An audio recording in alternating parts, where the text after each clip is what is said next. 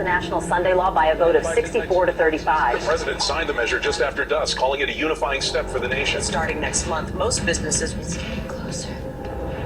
Yeah. Closer than it should be. Do you feel it? The shift? Like the ground's about to give way? They're not just changing laws, they're changing the day we breathe.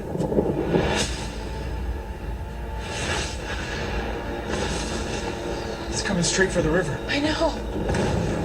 The signing of Sunday Rest Act, marking the first federal mandate of its kind in American history. Supporters call it a return to family and faith. Critics warn of overreach and constitutional challenges. He said it was for unity. One day of rest to heal the nation. But when the law takes your conscience, what do you have left? Faith. They said it would never happen here, but the signs have been written for centuries. When the law speaks, the nation will listen. Project 2025 begins now. the controversial Sunday worship law has cleared the committee and is moving to the floor tonight. This isn't just policy, it's prophecy. Effective immediately. Attendance at a registered church service on Sundays is now required. Those who do not comply will lose the ability to buy or sell until proof of attendance is provided. They said it would unite us. All it did was draw a line in the sand. Once they own your day of rest, they own you. They knew. All this time, the Sabbath was never on Sunday, and I told you it was. Refusing to work on Sunday and assembling on Saturday instead. Do you maintain that plea? We do. We kept the day we believe was holy. And we won't call it a crime, Your Honor. My fellow Americans, and to all who still suffer, we have heard the cries from the streets and the hospitals. This plague is unforgiving. It is the judgment of this administration that continued defiance of the federal rest day law undermines national security. As of midnight tonight, repeated violation will carry the penalty of death. You said there was a way. Killing them won't give you peace. We don't need peace. We need skin that doesn't fall away. If it's them or us. It's getting closer. They'll sweep this block in minutes. We move now. Into the hills? In the dark? Better than a cell. Let's go. No movement yet. They're probably dug in under the rock shelf. Copy. Keep the beam on the east face. Drones are widening the pattern. They're right over us. Stay still. Don't breathe loud. They're searching the valley again. Hold fast. The promise is near. Look. He comes.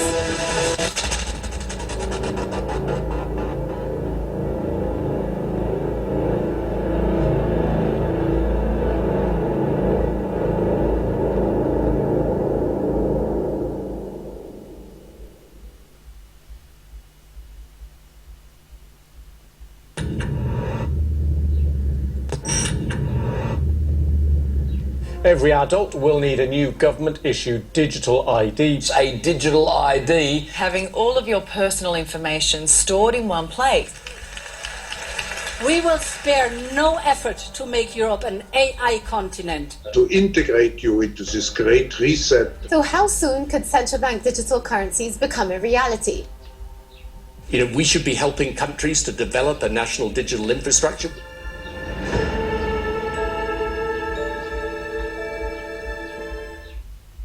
The second episode is in production. Visit digitaldystopiafilm.com to support our next film on digital ID. Imagine every purchase you make, every app you use, every place you visit, all contributing to a single digital profile, a personal digital identity. This way, many details of your life could be stored in a unified digital record. That profile might eventually connect with your bank, your doctor, your employer, government agencies, and even your car. To deal with challenges, but also to build at the same time. This isn't science fiction. It's a vision that organizations like the World Economic Forum are advocating, and that governments and tech companies are gradually moving toward. The rollout of this digital ID infrastructure is truly global and coordinated. Oracle founder and billionaire Larry Ellison emphasizes the need to feed AI systems an immense amount of all available government data. For what government should do in terms of its digital infrastructure, digital ID, data centers, and so on. the first thing a country needs to do is to unify all of their data so it can be consumed and used by the AI model. Basically, I have to tell the AI model as much about my country as I can. If you want to improve population health, you have to take all of your healthcare data, your diagnostic data, your electronic health records, your genomic data. The benefits are clear. Digital ID will make our interactions with each other and with the state faster, cheaper, and more reliable. Stay with me. This isn't some distant future. Steps toward it are already underway. Facial recognition can now spot suspects in real time from live video, tracking organized criminals at borders, in public spaces, even helping find missing people. There are cameras on top of the van that scan everyone's faces as they walk past. Tony Blair is a technocrat. He believes basically that the people at the top need to decide everything themselves, and if you could have total control over everybody, everything would be wonderful. This is the Chinese model.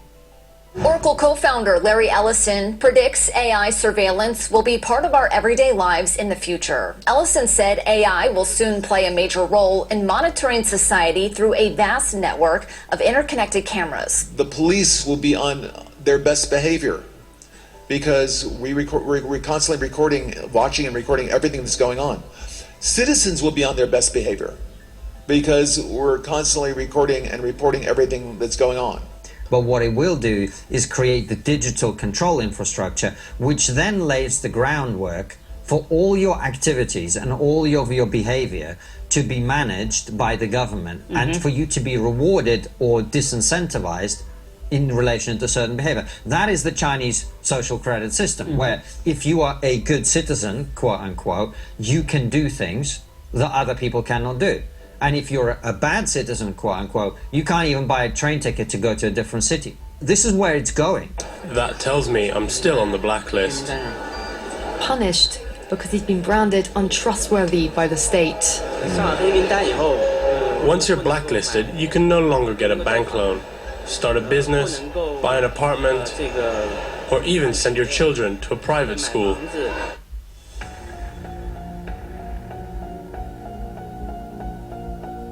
To see this in action, look at China. Some pilot dystopian cities are evolving into highly monitored environments. Cameras track most of your movements, sensors follow patterns of behavior, and algorithms influence what people can buy, where they can travel, and even whom they interact with. If you thought the way Facebook tracks you was scary, it's got nothing on the Chinese government. Chinese government insists it has a great reason for doing this.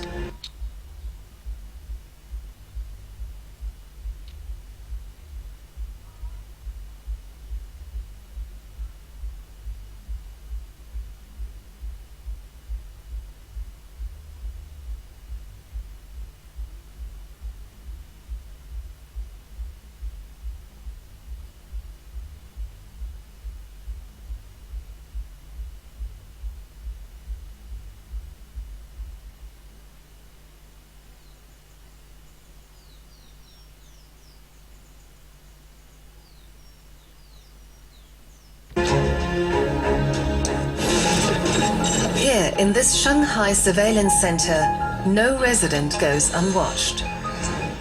As a good citizen, I respect the rules of the road. If I didn't, I'd lose points on my social credit. It forces us to be well behaved. It may seem scary, but it's just like that here. We're used to it, and anyway, we don't have a choice. But people with low scores lose rights. The cinema names and shames people considered untrustworthy, plastering their details, even their addresses, across big screens. All of this is presented as serving the greater good, saving the environment, reducing crime, and creating a more efficient society. What does a fully connected surveillance state really look like? These pilot cities have an all-seeing system with virtually no escape. Faces have become keys to access buildings and services. There's nowhere to hide, as everything is monitored. Smartphones, smart cars, smart buildings, all interconnected.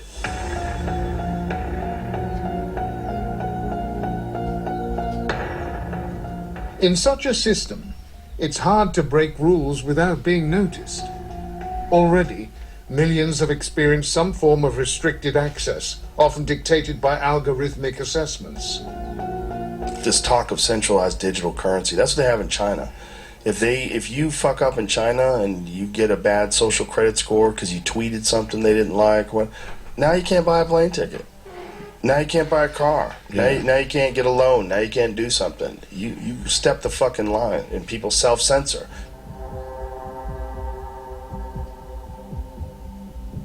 While this is unfolding thousands of miles away, similar developments are emerging in the West.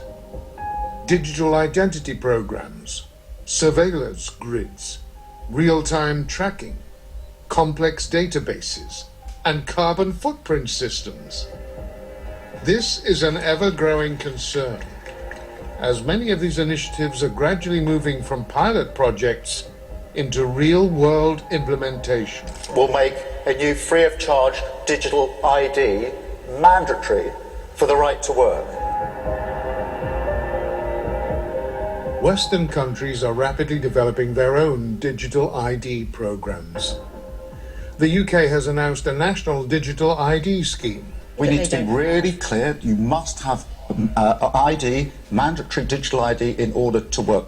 This technology has advanced amazingly. To make the most of this new and revolutionary technology. The British people view this whole digital ID as an Orwellian nightmare. Yeah, these motherfuckers are pushing digital ID on these people. And then they'll be able to control your movement and control you entirely. This is your wake-up call. This is about building a centralized, state-controlled digital identity system that could be used, will be used, to link your finances, your medical history, your travel movements, your social media activity, even your social activity in real life, and more. It's quite frankly a digital dog tag, and once it's clipped around your neck, you will not be able to take it off. Government-imposed digital ID. There's a coordinated global policy push for digital IDs. One of the main reasons for this coordinated global push to develop digital IDs is because it's deemed essential to the entire Sustainable Development Agenda. It's also known as Agenda 2030. Europe's digital transformation by 2030. Governments, banks, and tech companies around the world envision a future where every person has a digital ID. Living in a society where everything is digitized, monitored, and managed. We want to offer to Europeans a new digital identity. They're basically proposing to have a bunch of your information in one place connected to a digital identity. Mm-hmm. It's about building the infrastructure of control so that then you can control people's behavior. In which you will have to have a digital ID to live your life. So the right to work, then the right to rent, banking, education, childcare, voting. Money could soon evolve into a global central bank digital currency, eliminating cash and allowing every transaction to be tracked by governments, banks, and tax authorities. Your digital wallet would be linked to your ID card. From both... The president of the European Central Bank says that the euro is moving towards a digital currency. And we work very hard on making sure that we have a digital euro, so that we have a European solution. So why not our currency as well? Well, once you have the digital money system, then there's all sorts of services and applications that can be built on top of that. Yeah. People are pushing in a very obvious and very specific direction. They want digital currency, centralized digital currency that they control, and they want to get everybody on a social credit score system. They'll probably connect it to some sort of a vaccine app, or if you want to travel around, all they would need is another pandemic to try to push that shit through. Digital ID is the end of democracy as we know it, and an irreversible step into a dystopian future.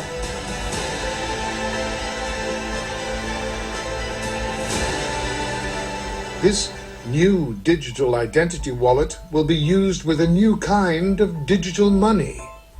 Unlike Bitcoin, which is decentralized and not controlled by anyone, this digital money, called a CBDC, central bank digital currency, is created and managed directly by central banks. A central bank would directly issue a CBDC, and then that's the currency that the people would be using in wallets that are managed by the central bank. Prominent central bankers have been going on about the need to create a new financial system and a new financial governance system.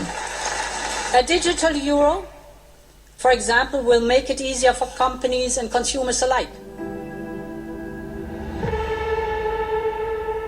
Banks already maintain massive data points determining your access to loans and mortgages.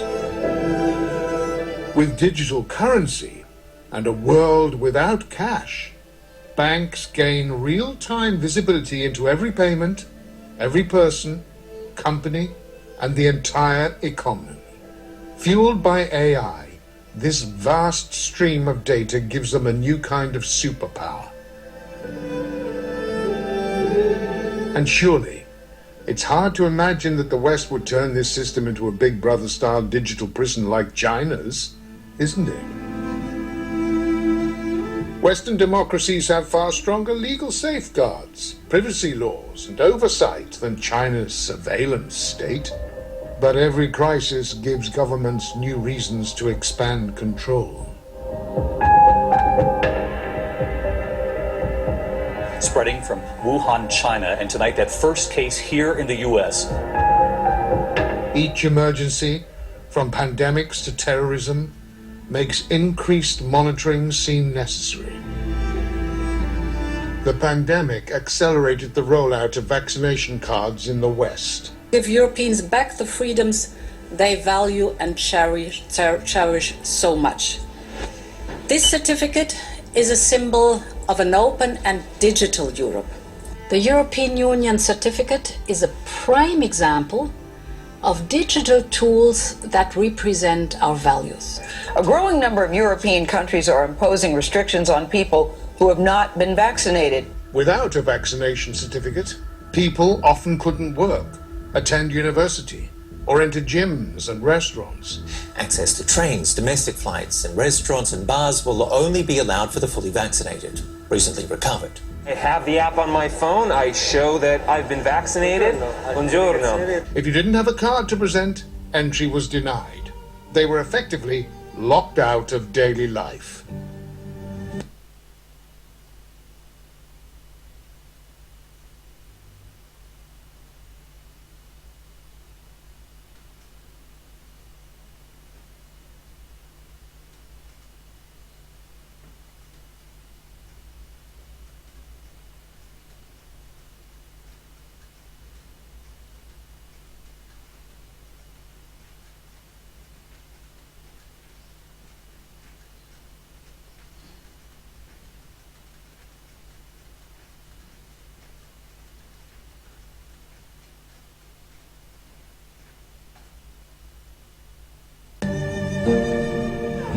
Millions were excluded from social or professional activities, and many even lost their jobs for lacking a certificate. Demonstrators in France, Italy, and Australia took to the streets this weekend, protesting against vaccination passes and new lockdown measures. A new coronavirus contact tracing app in an effort to track the spread of COVID-19 across the country. When COVID was happening, there was this push for vaccine passports, and a lot of the people that were pushing or creating the vaccine passports were part of this, either ID 2020, or they were part of related entities pushing for digital ID.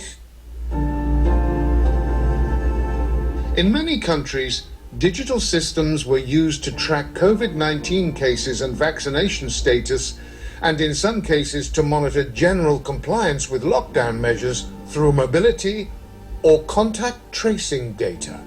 We have algorithms that automatically recognize certain behaviors. If someone isn't wearing a mask, for example, we immediately detect this wrongdoing. National Police Service sending to banks the names of people involved in protests. In Canada, peaceful citizens who protested outdoors against pandemic measures had some of their bank accounts frozen, a striking parallel to China. I mean, you think about the political risks of freezing accounts. This is a very tricky area. These cases suggest that under certain circumstances, the West has the capacity to deploy such systems against segments of the population in the name of the greater good. What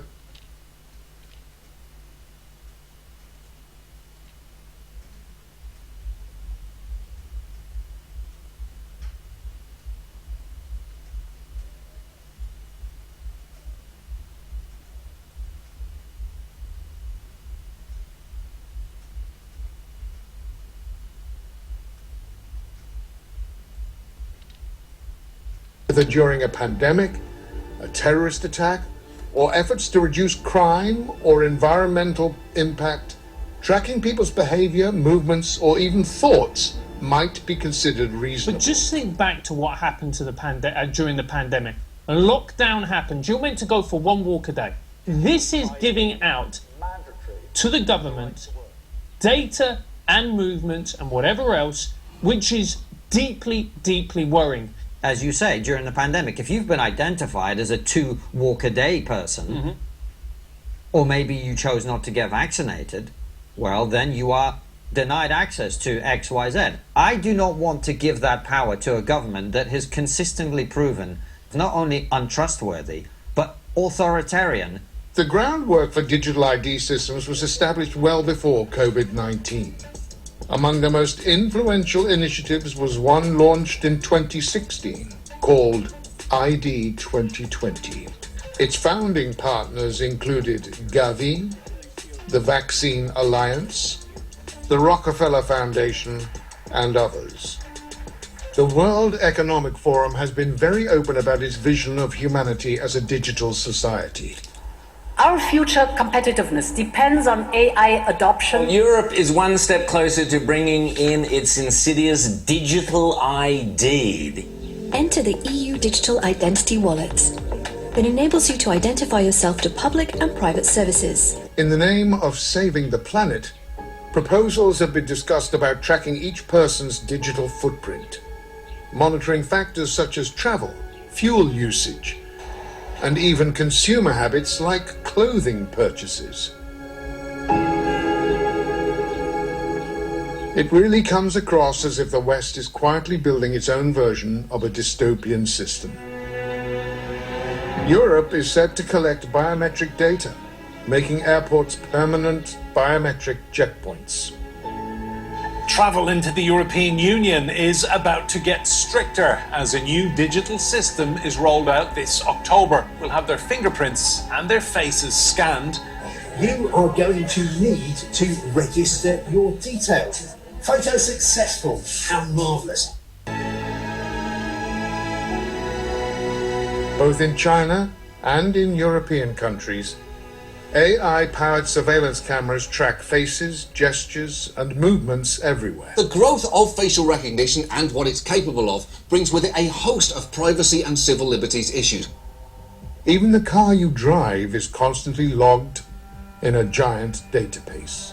So at the same time as a facial biometric digital ID is being made mandatory for every single person in the country, cameras are being introduced that scan your facial biometric. Because what we're effectively talking about here is a Chinese social credit score, isn't it? Whether it falls into a full-blown Chinese-style social kind of credit system, who knows? But it feels less laughable today, doesn't it, than it probably did, 5 years ago. Are we already living in a world where our privacy is so compromised that this really doesn't add a great deal to it? Every day, more and more of your life is digitalized and centralized into huge databases. By 2030, All EU citizens should have access to electronic health records. Many countries already have digital ID systems, and these are gradually evolving into more centralized frameworks for managing health, taxes, and travel. There's no denying that these digital ID systems can be extremely convenient. No long lines, paperwork, or bureaucracy. You can file your taxes, schedule doctor appointments, and store all your documents in a single, fast, and easy-to-use digital system. And to interact with governments and businesses across the European Union.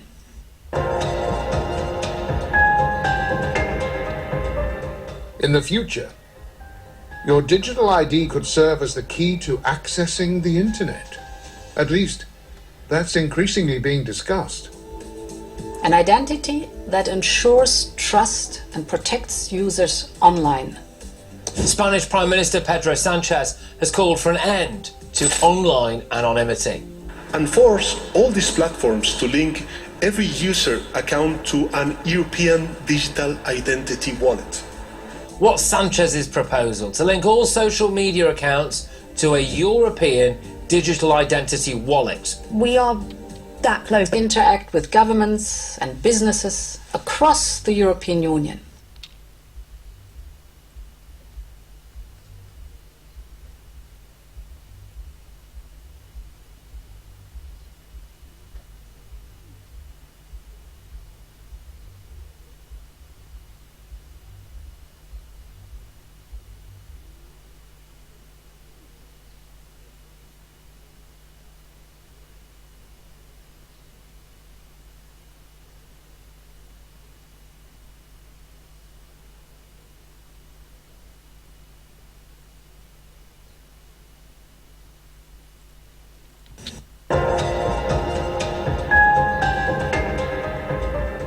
In the future, your digital ID could serve as the key to accessing the internet. At least, that's increasingly being discussed. An identity that ensures trust and protects users online. Spanish Prime Minister Pedro Sanchez has called for an end to online anonymity. And force all these platforms to link every user account to an European digital identity wallet. What's Sanchez's proposal? To link all social media accounts to a European digital identity wallet. We are that close to a situation where you basically need a digital ID to go online. For example, your online activity will be linked to a digital ID, or certainly there will be people calling for that. And Europe is already planning to gain access to scan people's messages. The EU's plan to scan private messages and flag to the police any content suspected of being child sexual abuse. The big problem here from privacy activists is that everyday users are going to be exposed to a whole new vulnerability, which is the breaking of their end-to-end encryption services. These programs, mass surveillance, is not about public safety. It is not about terrorism. It is about power. It is about economic espionage, it is about diplomatic manipulation, and it is about social influence. In the UK, internet authorities constantly monitor online discourse and can arrest individuals based on their posts. She's basically viewed a post, which is not an arrestable offence. The only thing is that we need to seize the phone at this current moment. Your daughter will get arrested. For what? And Viewing a social media post? Is that? I need to go with that in order to. No, absolutely not. What should we do to prevent destruction? I would like you to leave now. I'd like you to leave. This is why you're. Okay, I have nothing more to say to you. People are taking a stand against this digitalization of humans. Almost 3 million people in the UK have signed a petition opposing this digital ID system. The second episode is in production.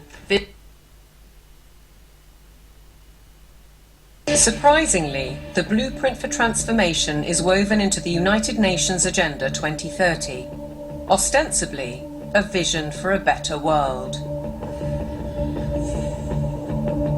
Excellencies, ladies and gentlemen,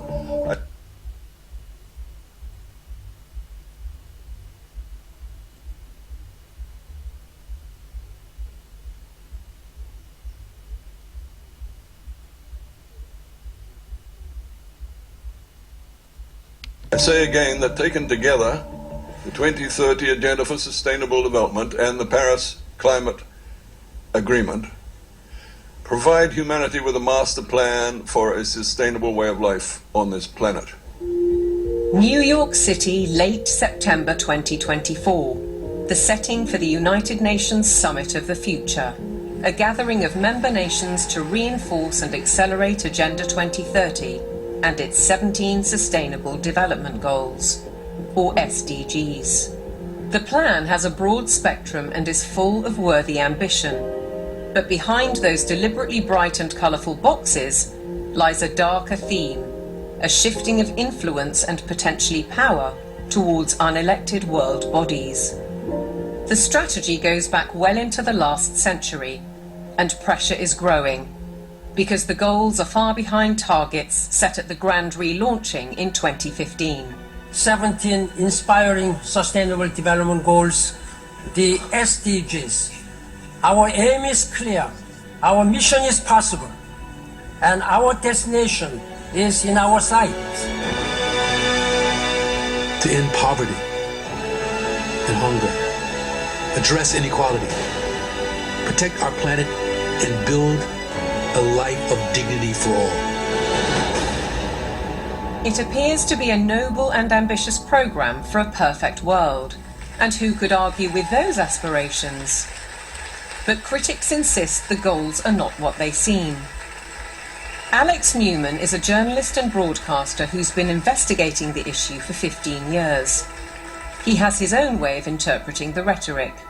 You have to learn to speak what I call UNEs. You have to know what the terms mean if you want to truly understand what is being discussed. When they talk about peacekeeping forces or the peacekeeping role of the United Nations, they're actually talking about the war-making capabilities of the United Nations. So you have this Orwellian doublespeak. When they talk about transparency, more often than not, they're talking about eliminating your privacy. Human rights is another very, very good example. They make very clear in this document that your rights can be restricted under the guise of public order or morality or whatever the case may be. And so they're saying, here's your rights, but by the way, they're not really rights. We can revoke them at any time. The UN is filled with contradictions like this. Like, for example, when they talk about gender equality, right? A normal person in the Western world thinks gender equality means a woman has a right to earn money, to own property, to have all the rights and privileges that a man would have. When you look at the individuals who lead this movement within the UN, you're talking about radical feminists. You're talking about people who are very interested in dissolving the nuclear family. As you dig into these goals, it's very clear we're dealing with something far more nefarious. Once you look past the marketing slogans, the kind of warm and fuzzy, we're going to end hunger, which again is just window dressing, you realize that this is actually a blank check for totalitarian global control. Author and campaigner, the late Rosa Koire, called out the plan more than a decade ago. It is the biggest public relations scam in the history of the world. But it's far more than that. It's a blueprint. It is the action plan to inventory and control all land, all water, all minerals, all plants, all animals, all construction, all information, all energy, all means of production, and all human beings in the world. Come back to my panel. Mally Smith, try again, mate. Try to convince us that these protesters have a point, because I'm genuinely open to be convinced that I'm wrong on this. I just know as a mother, if I was in England and the Prime Minister said, we're just going to kick out all the people who've got here illegally, that in the UK, all the people who've come over on dinghies, all the people who've come over on trucks, and then committed crime. Do you know what we're going to do? We're going to find out where they live, we're going to knock on the door, we're going to take them out, we're going to sling them home. What's not to like? Well, I do have the burden of answering this question, having had the Heritage Foundation, ICE officer, whoever that British guy was, and then you two, and then whoever down it's the a line. big ask, Mally, but I know it's not beyond your capabilities. 10, so I will do my best, and with the caveat that I do not speak for all the protesters. So look, my view is this. I believe we could have a more sane immigration policy where we focus on violent criminals and not folks who have been in the community for years who do not pose a risk. And for example, let's say you have someone who came over with their family when they were 4 years old. They came over from Mexico, they moved to my home state of North Carolina, and now they're 28. They are not a citizen.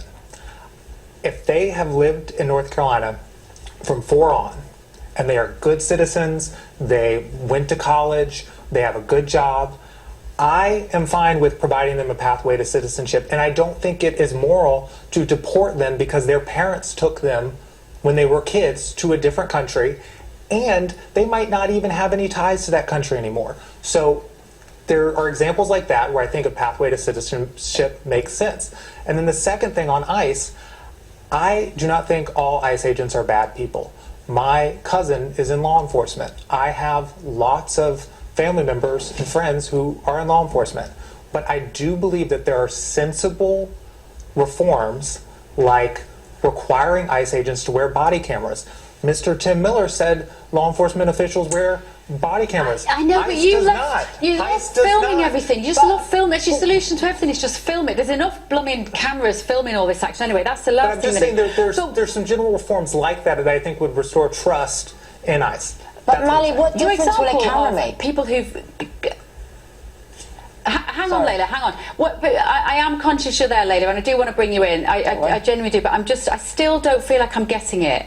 Because when you say not all ICE agents are bad, well, I think that's clearly, obviously true, but the people who are protesting think all ICE agents are bad, and what they are objecting to is the idea that all immigrants are bad. So everybody's thinking in these hideous binary terms, and it ends up with people getting shot because the left can't just, people who hate President Trump, just don't let them get on with their job.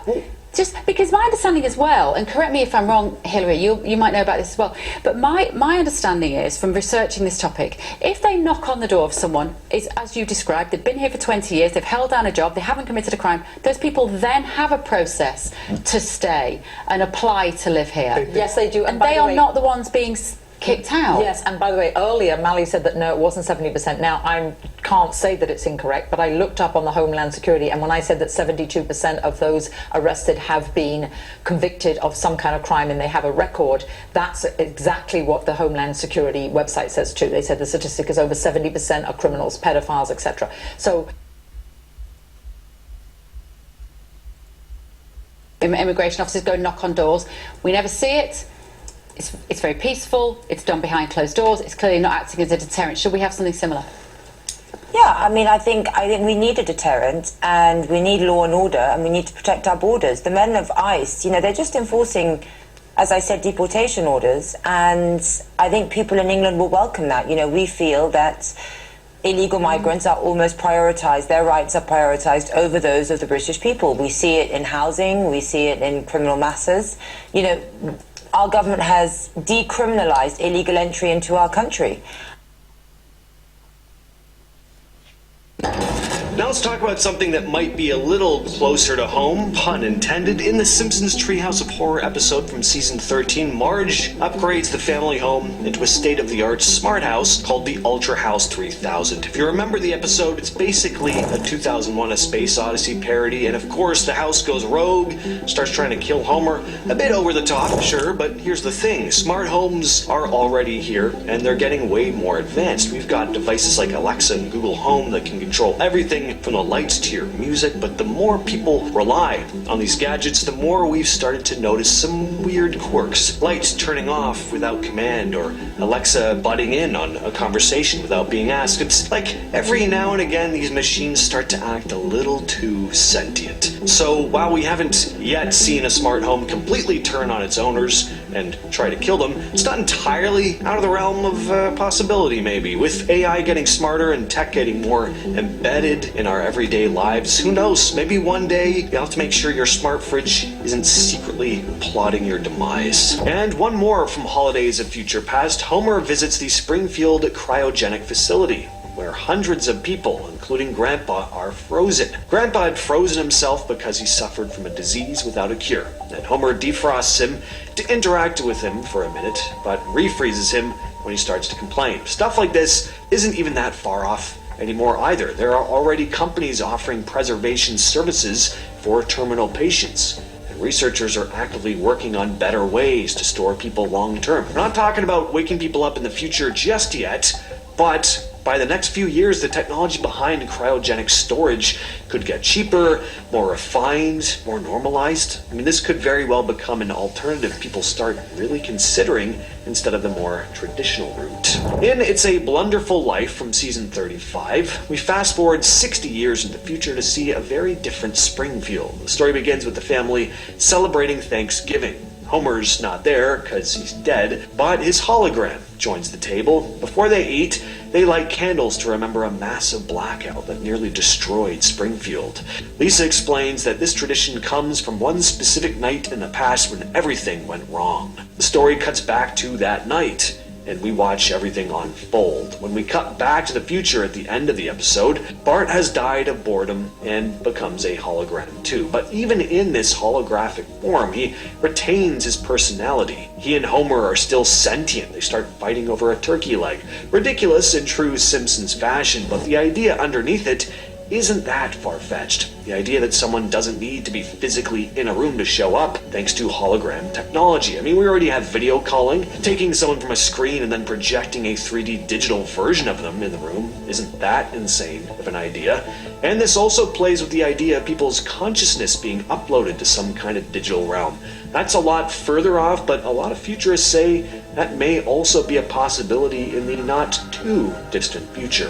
In the Treehouse of Horror 12 segment, House of Wax, the Simpsons home gets a high-tech makeover. Marge opens the door to a pushy sales bot pitching the Ultra House 3000, promising she'll never have to do housework again. Two robots install the system, and suddenly the Simpsons home is sleek. It's shiny, it's filled with red camera lenses watching their every move. The house does everything from cooking dinner based on the family's bathroom data to cleaning up afterward automatically. It even tries to charm Marge, lighting candles and running bubbles in the bathtub. At first, it's amazing. The house learns their routines, serves their favorite meals, keeps everything spotless, but being that this is a Treehouse of Horror episode, things quickly spiral out of control. When the Ultra House becomes obsessed with Marge and starts scheming against Homer, luring him in dangerous situations. In the end, they have to destroy its CPU to regain control. It's obviously a parody of 2001: A Space Odyssey, but because it's specifically about smart homes,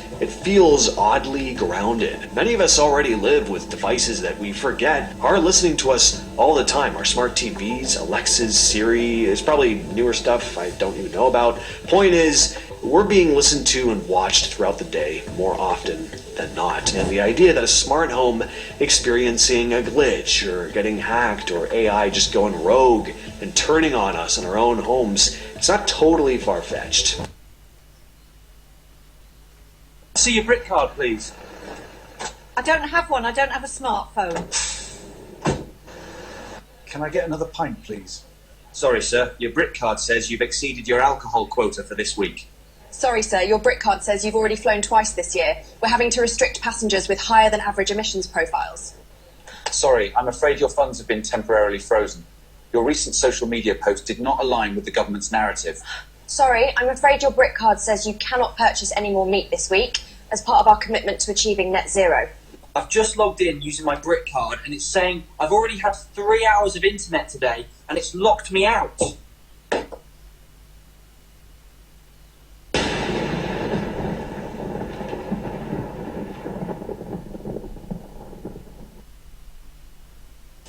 I believe the progress that we have made in the partnership sets us up well for the new world order.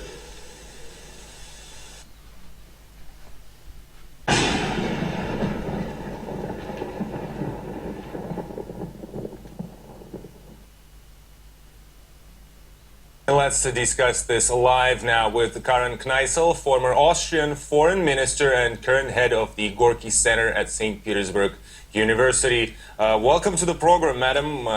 Reports say that European energy markets are suffering from a perfect storm brought on by cold weather conditions, depleting gas reserves, delays in U.S. supplies, and geopolitical tension. This has caused prices for natural gas to rise dramatically. How would you describe the situation? Thank you for the invitation, sir. Well, for the last 3 years, we have seen a relatively warm winter. I would say, luckily, we got a real winter this year.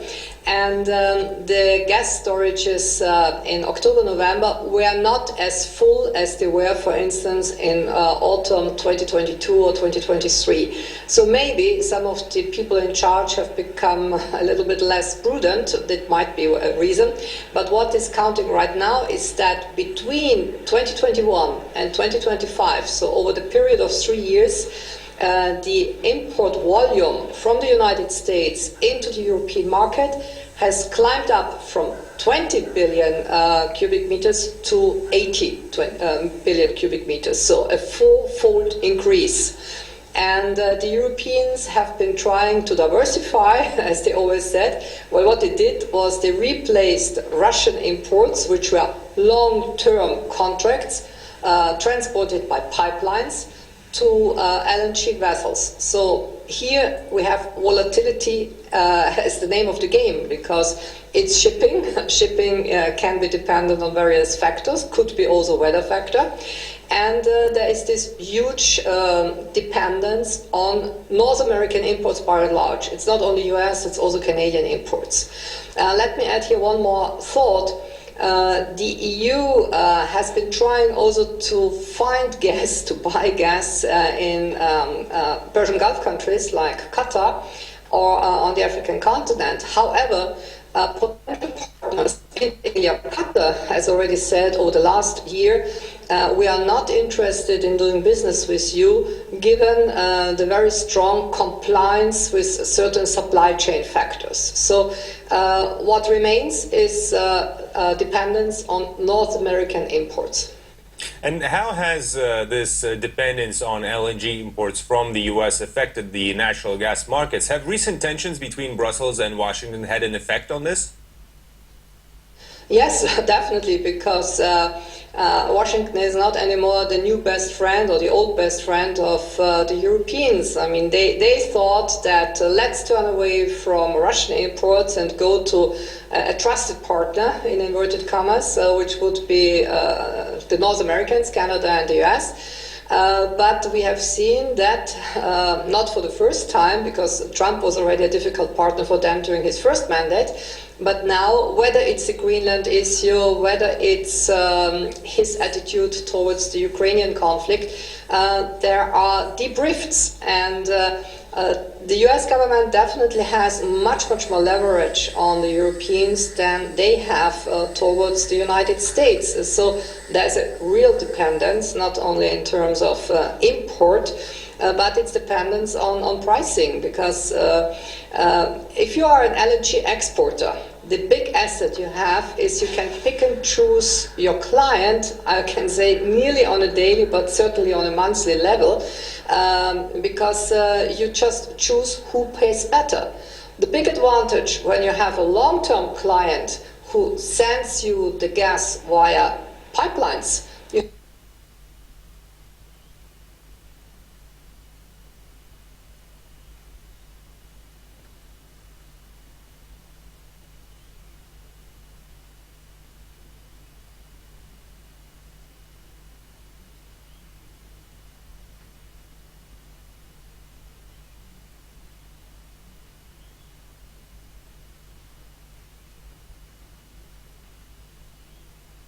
have long-term contracts. They can be 5-year contracts, 10-year contracts, but there's some sort of long-term certainty in supply, and this is gone. Unfortunately, yet Russia has been engaged in peace talks with Ukraine and the United States. If there's progress in those negotiations, could you see a rise in energy exports from Russia to Europe again? I would be a little bit reluctant if I were a Russian energy supplier. I speak here as somebody whose background is law. And what we have seen, it's an aging population, consumer in decline. If I were a Russian energy supplier, I would go there where I have a young population. And this is the case, for instance, with India or other South Asian states, So you can make sure that you have a client contact for at least a generation.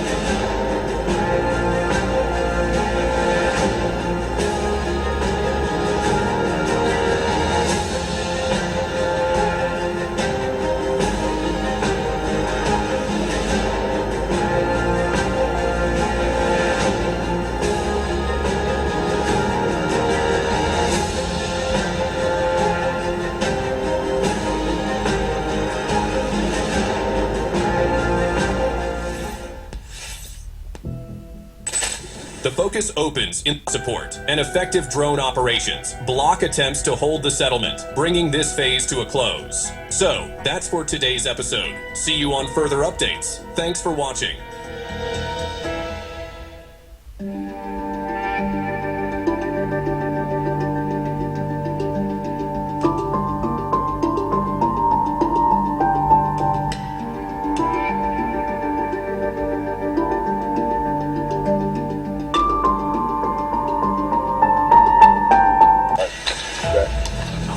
It's such a technological leap that, I mean, it's like going from the Wright brothers to space in 60 years.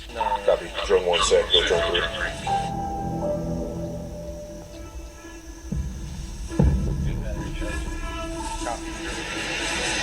Four drones are going to fly out about 4 kilometers. They're going to engage a 3-tank convoy. So let's get the launch. So we were setting up the EFP, pack, and C4, making sure all the pre-flights were correct. That's good. Battery check.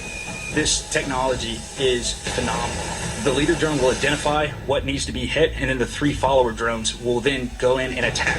3, 2, 1, pull.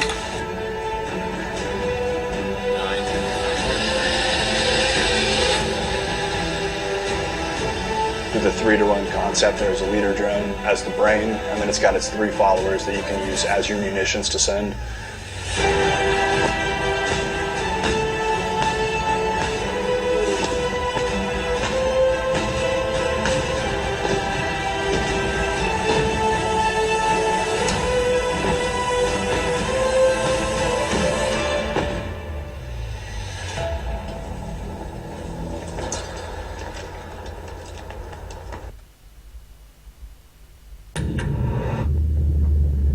Every adult will need a new government-issued digital ID. A digital ID. Having all of your personal information stored in one place.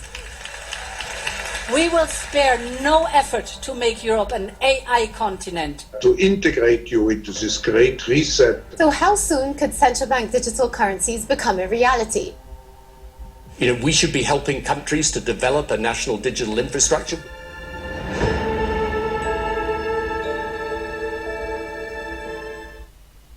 The second episode is in production. Visit digitaldystopiafilm.com to support. First of all, it's a pleasure to be on the Gloom and Doom panel. Yeah. We're not First of all, it's a pleasure to be on the gloom and doom panel. Yeah. We're not. First of all, it's a pleasure to be on the gloom and doom panel. Yeah. We're not doom. You know that. 1920s were an extraordinary period. As I said at the beginning, it's not preordained that it has to end badly. The end note of the 1920s, which was, of course, the Great Depression, Andrew. So let's take a step back and talk about where we are right here, right now. The area of recklessness is the spending of governments around the world, who are all, with little exception, all spending well beyond their means. That's the recklessness of this moment in history. This is not a parallel to the 1920s in terms of the recklessness of the private capital markets. It's a story of the recklessness of government spending. Within the private sector, there's a huge question as to where AI will take us. And I was carefully taking notes and listening to what Larry has to say, or to what Madame Lagarde has to say, because this is one of the big issues of our moment. Will AI create the productivity acceleration that is honestly hoped for in Washington and in the halls of government around the world as a way to overcome the profligate spending that we're currently engaged in? Like the world needs a savior, and the hope is that AI is the savior that we need for productivity. And the challenge with this is it may or may not be. We just don't know yet. Now, there's a tremendous amount of hype around AI, and in some sense, the large AI companies need to create that hype to raise the tens or actually hundreds of billions of dollars of investment that are going into the field. Like, you wouldn't be able to raise hundreds of billions of dollars. We'll spend, and Larry can probably correct me on this, but roughly $600 billion this year in CapEx for data centers in the United States. I think it's to be larger. But does that mean that it's getting hyped up too much, or it's just the hype is required as a sales mechanism?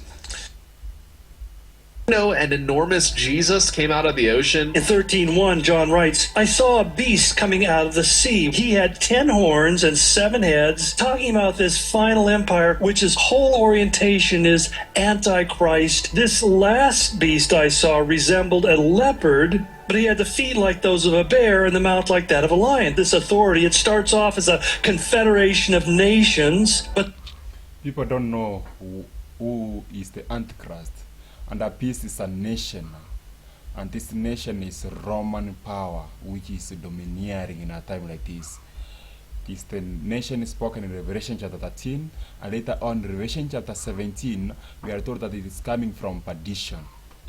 then it becomes one individual who's calling all the shots. Worst psychopathic personalities are being compressed into this one person. Satan gives all of his authority, and all roads lead to Rome. All of his power to this last world leader. They seek to build a whole new false religion to displace all of the religions, including Christianity.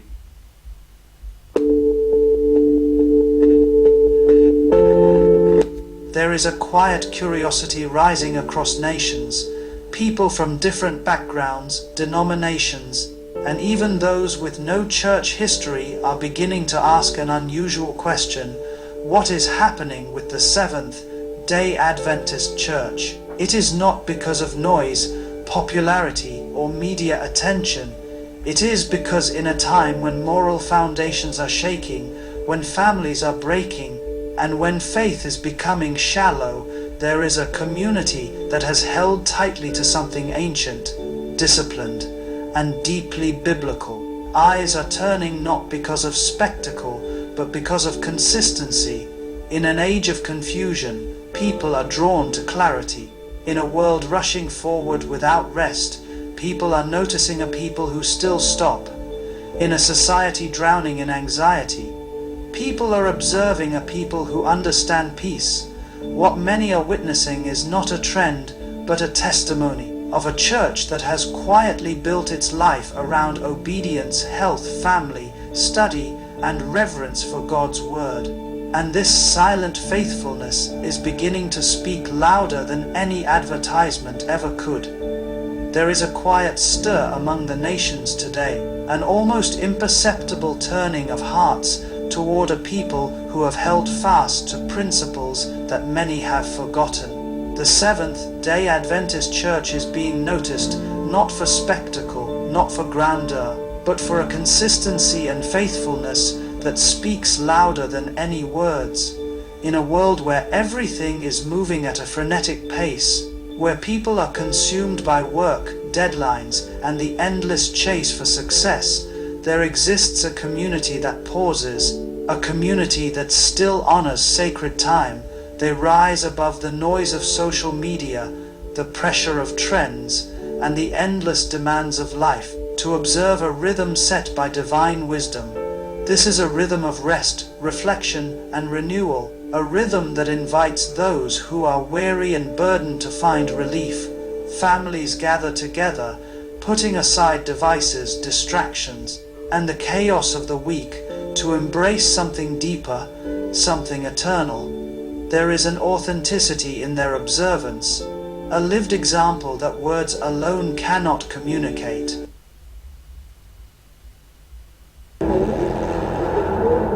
Tonight, the Senate passed the National Sunday Law by a vote of 64 to 35. The president signed the measure just after dusk, calling it a unifying step for the nation. Starting next month, most businesses will see it closer. Yeah, closer than it should be. Do you feel it? The shift? Like the ground's about to give way? They're not just changing laws, they're changing the day we breathe.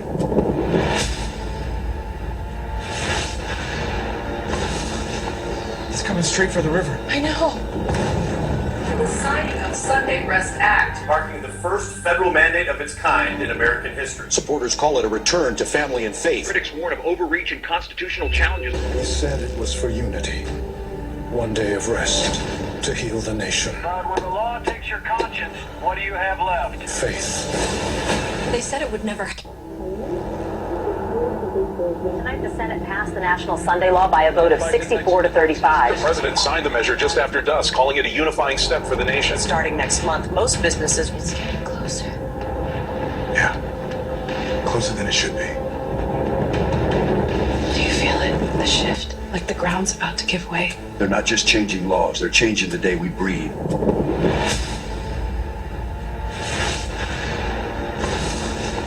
It's coming straight for the river. I know.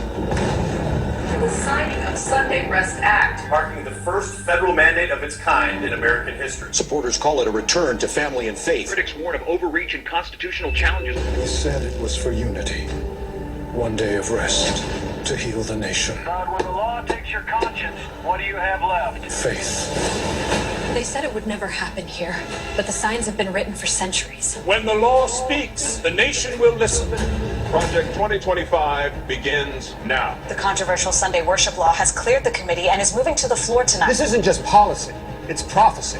Effective immediately. Attendance at a registered church service on Sundays is now required. Those who do not comply will lose the ability to buy or sell until proof of attendance is provided. They said it would unite us. All it did was draw a line in the sand. Once they own your day of rest, they own you.